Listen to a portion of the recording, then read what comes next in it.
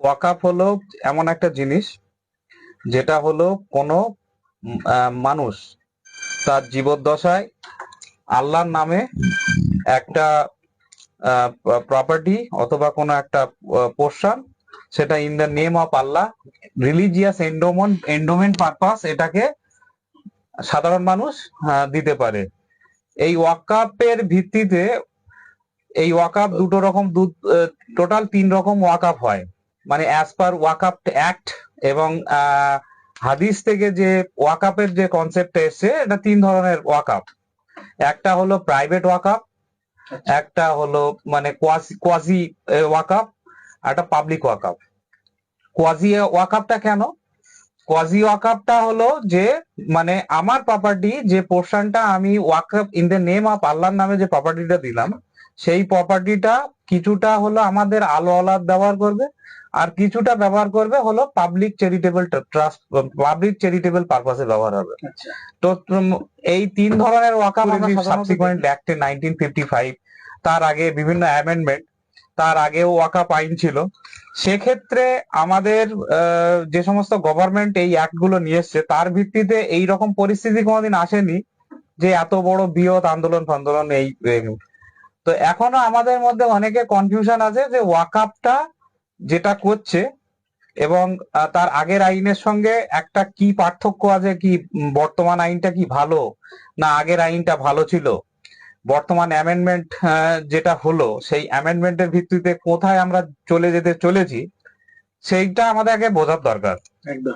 তো ফার্স্ট আমাদের যেটা ওয়াকাফের যে কনসেপ্টটা, এইভাবে কনসেপ্ট সম্পর্কে সবার আইডিয়া আছে, কিন্তু আইনের যে মানে বেসিক স্ট্রাকচার যেটার উপর নির্ভর করে এই ওয়াকাফ আইন, কারণ আমরা এইটা একটা প্রিন্সিপাল ফলো করি। ওয়াকাফ জিনিসটা সাধারণত 2 ধরনের প্রক্রিয়ায় হয়। একটা হলো মৌখিক ওয়াকাফ হয়, কোনো প্রপার্টি আমি মানে ডেথ বেডে আমি বললাম যে এই প্রপার্টি ওয়াকাফের নামে হলো, আচ্ছা, মানে আমি আল্লাহর রাস্তায় দান করে আল্লাহর রাস্তায় দান করে দিলাম। আর একটা প্রপার্টি হলো আমি রেজিস্ট্রেশন করে দিলাম যে এই ওয়াকাফটা আমি in the name of the আল্লাহর নামে আমি এটা ডোনেট করে দিলাম। সেখানে একটা ডিড থাকবে এবং ডিডের মধ্যে যে বয়ান থাকবে সেটার উপর ভিত্তি করে পরবর্তী প্রক্রিয়া শুরু হবে। এবার যেটা আছে, ধরুন একটা জিনিস ওয়াকাফ হলো, সেই ওয়াকাফটা কি করে এনফোর্স হচ্ছে সেটা আমাদের বুঝতে হবে। সেটা কোরআন হাদিস থেকেই আমরা পরবর্তীতে যে অ্যাক্ট গুলো নিয়ে এসছি, সেটা হলো ওই প্রক্রিয়ার টোটালটা ম্যানেজমেন্টের হিসাব করে। ধরুন যদি আমরা আজকে ওয়াকাফটা করি, মানে কোনো একটা প্রপার্টি ওয়াকাফ করলাম, সেই ওয়াকাফটা 2 রকম ভাবে হলো, একটা হলো ওরালি আর একটা হলো ডকুমেন্টেড।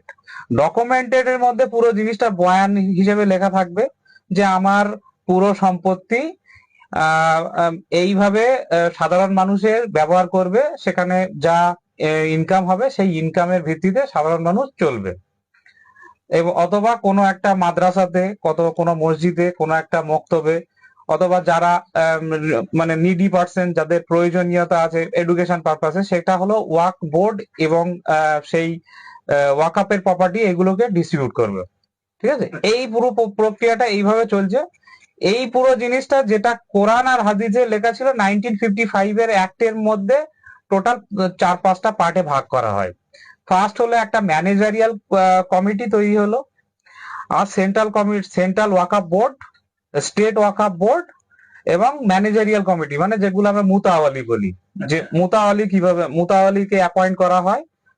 এবার ধরুন আমি ওয়াকাফ করে দিলাম কোনো প্রপার্টি, সেই ওয়াকাফ প্রপার্টিটা একটা সার্ভেয়ার কমিটি গিয়ে সেটাকে আইডেন্টিফাই করবে। সেই প্রপার্টিটা আইডেন্টিফাই করে বললো যে এটা ওয়াকাফ প্রপার্টি।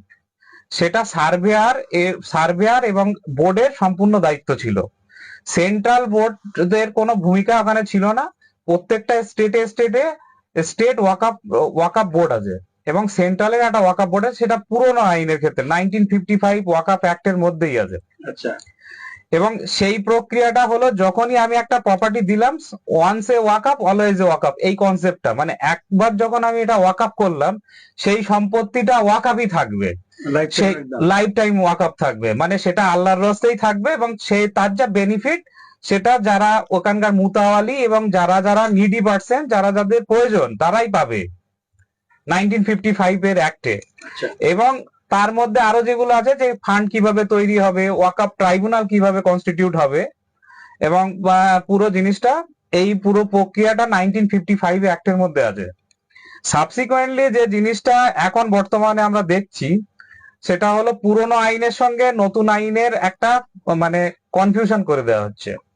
পুরনো আইনের সঙ্গে নতুন আইনের কনফিউশনটা একটা প্রিন্সিপাল এখানে ফলো করা হয় যে ওয়ান্স আ ওয়াকআপ অলওয়েজ, একবার যদি কোনো ওয়াকআপ হয় সেটা ওয়াকআপের নামেই থাকবে।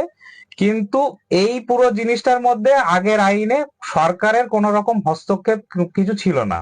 আচ্ছা এটা চলছে দীর্ঘদিন, 1955 থেকে এই পুরো জিনিসটা এনফোর্স হচ্ছে। তার পরবর্তীতে দুই একবার অ্যামেন্ডমেন্ট হয়েছে, সেগুলো নিয়ে কারোর কোনো মতামত নাই, কারণ যে বেসিক প্রিন্সিপালটা এতদিন কোনোদিন হস্তক্ষেপ করেনি। ঠিক আছে, এখন যেটা হচ্ছে এখন হলো সেকশন 3 তে ডেফিনেশনের ক্লজের মধ্যে কালেক্টরের definition, who is the collector, কালেক্টরের ডেফিনেশন ঢুকে গেছে, যেখানে আগের কোনো একটা ছিল না।